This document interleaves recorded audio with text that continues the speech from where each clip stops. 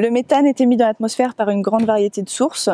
On les découpe en sources liées à l'activité humaine et des sources naturelles. Dans les sources liées à l'activité humaine, on retrouve des sources liées aux activités agricoles et aux décharges, mais aussi à l'exploitation des combustibles fossiles, tels que le gaz, le pétrole ou le charbon.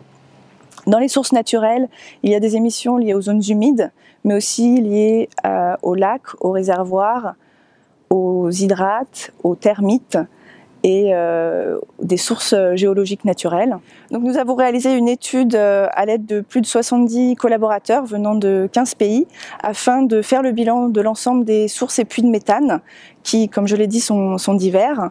De cette étude, on a appris qu'à peu près 60% des émissions totales de méthane sont liées aux activités anthropiques, aux activités humaines donc, et à peu près un tiers liées aux activités agricoles. Il y a aussi donc les émissions naturelles pour lesquelles les zones humides participent à peu près à un tiers aussi du bilan total des émissions de méthane, et les sources naturelles type tels que je l'ai dit, les lacs, les réservoirs, etc., sont encore aujourd'hui très mal connus et très mal estimés.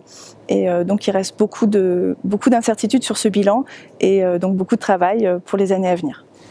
Le bilan de méthane que nous avons agrégé dans cette étude n'est pas figé dans le temps. Il évolue en permanence. Par exemple, dans les années 2000, le taux de méthane dans l'atmosphère est resté relativement constant, sans qu'on sache vraiment pourquoi aujourd'hui. Et depuis 2007, il augmente très très fortement.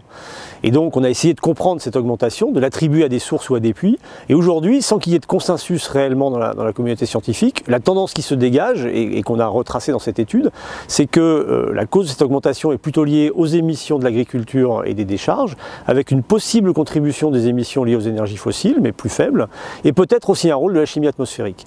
Donc on le voit, les scénarios d'émissions de méthane aujourd'hui n'est pas complètement déterminé. Par contre, ce qu'on a aussi trouvé dans cet article, c'est que aucun des scénarios du GIEC du précédent rapport ne représente exactement l'évolution du méthane atmosphérique. Et donc il va être nécessaire pour les prochains scénarios, pour bien préparer l'avenir et essayer au maximum se projeter correctement dans l'avenir climatique, de revisiter ces scénarios d'émissions, notamment pour sa partie méthane.